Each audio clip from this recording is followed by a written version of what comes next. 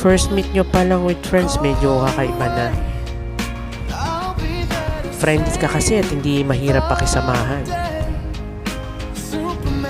Approachable ka din at jolly. Hindi ka boring, ka banding at God-fearing. Advantage mo ang good looks. Idagdag mo pa na single ka. Kaya para sa iba, jackpot sila. Kapag nga inuman at may need ng payo, support at payo ka ng todo. At kapag may need ng help, Superman ang peg. Just one call away. Pero may bad side effect pala.